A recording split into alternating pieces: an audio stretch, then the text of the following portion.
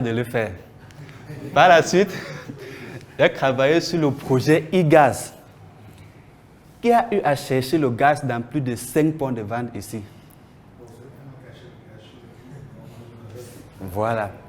C'est normal que tu ne connaisses pas parce que tu n'achètes pas le gaz. Pour ceux qui achetaient le gaz, avant fin 2017, il fallait faire plusieurs points de vente pour trouver son gaz. Alors, on s'est dit, mais pourquoi est-ce qu'on doit quitter de chez soi, arriver chez le vendeur de gaz domestique pour savoir s'il y a le gaz ou pas? Dans ce sens, j'ai donc décidé de mettre sur pied une application baptisée e-gaz. Cette application qui permet aux utilisateurs de connaître, d'avoir les informations sur la disponibilité de la marque de gaz dont ils ont besoin avant de quitter leur maison. Vous voyez un peu. Et cette application, je vous dis, lorsque j'ai travaillé sur ce projet, beaucoup de personnes attendaient que ce projet soit mis en place. Je dis bien beaucoup de personnes, tant au quartier qu'au ministère de l'eau et de l'énergie, où parfois même j'étais discuté, les fonctionnaires voulaient à tout prix investir dans le projet parce qu'ils savaient que le problème était réel. Les gens étaient fatigués de faire le tour de Yaoundé pour trouver le gaz. Et du coup, ils ont donc décidé de m'accompagner. Le projet aussi, je parle de ce projet au futur parce qu'il y a quelque chose de dangereux qui s'est produit en fin 2017. Dangereux pour moi et productif pour les utilisateurs parce qu'il y a une loi qui a concédé l'importation du gaz à Cradex, à la station-service Cradex. Avant, c'était l'État, à travers le ministère de l'eau et de l'énergie, qui importait le gaz. Et vous voyez, lorsque c'est l'État qui le fait, l'État n'a vraiment pas d'intérêt à le faire de motivation. C'est vrai, il faut assurer ses fonctions régaliennes, mais même comme ça, il faut une motivation. Pourtant, avec Cradex en tant que commerçant, avait intérêt de toujours assurer le stock, de telle sorte que chaque fois qu'on demande le gaz, que ce soit lui, le commerçant, qui donne aux autres commerçants, là, ça lui donne un avantage parce qu'avec la possibilité d'importer tout le gaz du Cameroun, Cradex peut favoriser certaines stations-service comme Total, Bocom, ainsi de suite. Donc, Cradex avait intérêt à garder ce privilège-là. C'est pour ça donc, que depuis fin 2017, Cradex s'arrange à ce qu'il n'y ait pas de pénurie de gaz.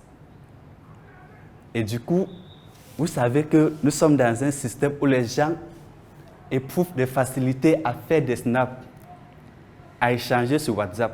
Mais ils sont incapables d'écrire sur Facebook, d'écrire sur Internet le gaz qu'ils recherchent pour partir acheter. Lorsque le projet a déjà été ralenti par la loi, on se donc dit que si on met ce projet sur pied, qui va encore utiliser? Parce que depuis fin 2017, lorsque vous cherchez un gaz, vous quittez, vous allez dans un point de vente de gaz, vous trouvez.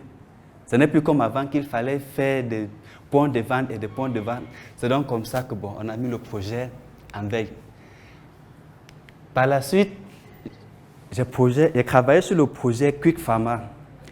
Parce que je me suis dit, le projet e-gaz, c'est vrai, la loi est venue de jouer les pronostics. Mais comment est-ce que je peux déporter cette idéologie sur un autre projet, sur un autre produit, dans un autre segment? C'est donc comme ça que je me dis, il y a certains médicaments qui sont assez rares. Parfois, pour avoir ces médicaments, vous devez faire 5, 4, 3 pharmacies pour avoir ces médicaments. Et je me suis donc dit que je vais mettre sur pied une application qui permette aux utilisateurs de connaître la pharmacie où il y a leurs produits avant de se déplacer, pour qu'ils n'aient plus besoin de faire le tour des villes. C'est donc comme ça que je commence à travailler sur le projet Quick Pharma. J'ai également travaillé avec le logiciel WinPharma, qui connaît ici. Le logiciel WinPharma. C'est un logiciel qui permet aux pharmaciens de suivre les stocks et de passer automatiquement les commandes. Donc, je travaille sur ce projet tellement j'étais engagé que j'ai rencontré le responsable de la pharmacie urbaine. On a échangé. À un niveau, il m'a dit, si je comprends bien, tu dis que quand quelqu'un va chercher un produit, si dans ma pharmacie, il y a ce produit, le nom de ma pharmacie va sortir. Il a dit, c'est exact. Il dit donc, Tu veux par là dire que les gens vont connaître l'état de mon stock en ligne. J'ai voulu expliquer. En fait, il m'avait déjà envoyé les signaux non-verbaux qui n'étaient plus avec moi. Mais j'ai insisté à vouloir expliquer. À nouveau, je l'énervais même déjà. Après, donc, je suis sorti et je me suis dit que bon, il ne m'arrête pas à ce niveau. Il va aller à l'Ordre national des pharmaciens. C'est là que j'ai su que le siège était à la montée Aurore. Je pars donc là-bas, je rencontre le président, on échange. Il me dit, mon fils, ça ne sert à rien. Laisse tomber. Le projet là, c'est un projet complexe. Parce qu'il m'a dit qu'il y a des médicaments qui coûtent plus de 50 000. Et ces mêmes médicaments, tu peux acheter ça au poteau à 5 000 francs. Si quelqu'un passe la commande de ces médicaments, un de tes livreurs prend le bon médicament, il achète un faux médicament, il part livrer le bon médicament, au lieu de revendre à 50 000, il vend à 20 000. C'est toi qui vas payer les pots cassés. Et il me dit que si quelqu'un t'appelle, te dit que je veux un médicament dans 1 heure de temps, avec les bouchons, tout et tout, tu arrives en retard et la personne meurt. Tu crois que tu vas expliquer ça comment à sa famille? Ils vont te tabasser avant même que tu n'aies la possibilité de parler. C'est donc comme ça que j'ai fini aussi par comprendre que le projet Win Pharma, c'est un projet qu'il faut mettre en veille. Un autre projet en veille. Et tout récemment, durant mon cursus académique, je me suis rendu compte que pendant les stages académiques, les employés avaient un problème en commun. Généralement, ils n'avaient pas le temps pour partir faire les courses. Ils n'avaient pas le temps.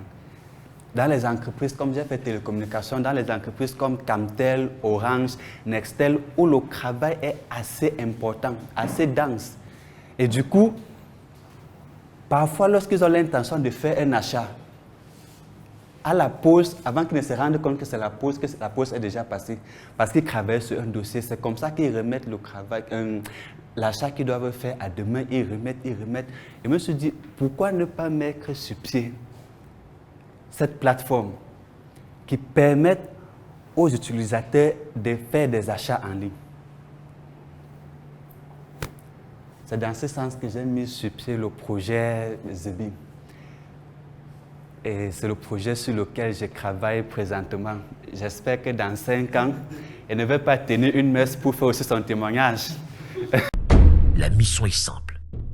Voici une arme capable de changer le mindset du continent africain.